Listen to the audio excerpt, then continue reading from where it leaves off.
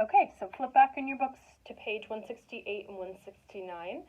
So what I want you to do, I want you to do line 1 and line 4 played at the same time. Last week we went through these lines one by one. I want to work on score reading that's similar to the pieces like I said, but we have some extra lines in there that might be a little bit bizarre and it's going to be spread out a little bit. So what I would recommend doing is either highlighting or like circling the lines that you have to play, or what I'm going to do is just draw an X through 2 and 3 in pencil so that you can erase it if we ever come back to this later. But that's going to be your best bet.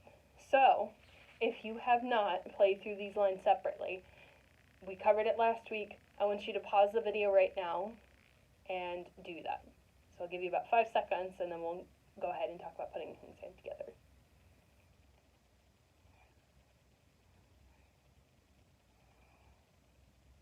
Okay, so if you're playing this, as you work to put those hands together, another thing I would do besides crossing out what you don't need to play or highlighting what you do is draw where the hands are going to line up.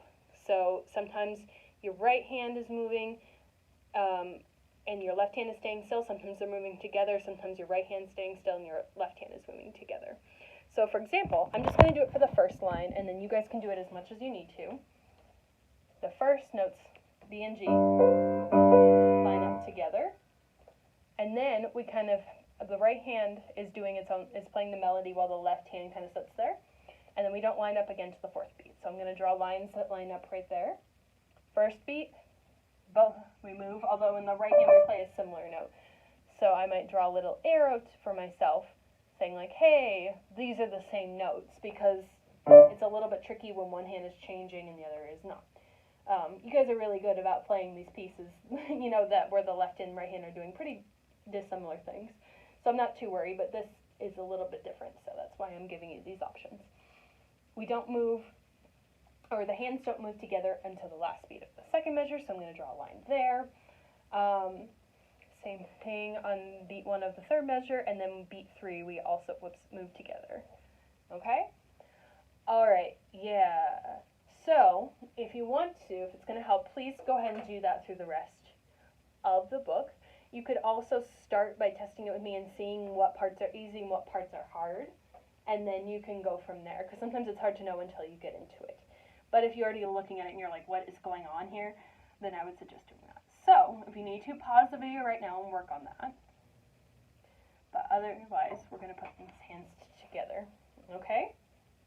Alright. Okay, let's try sight reading with both hands together. So, 1, 2, ready, go.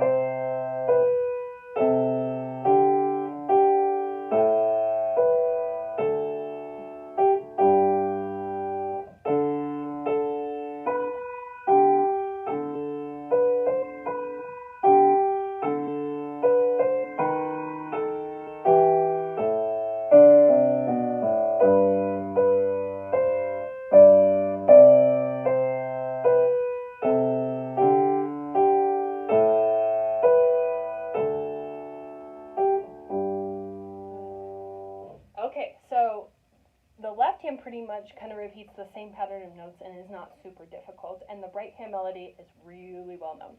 So, if you do enough work on this, this should not be that difficult for you, okay?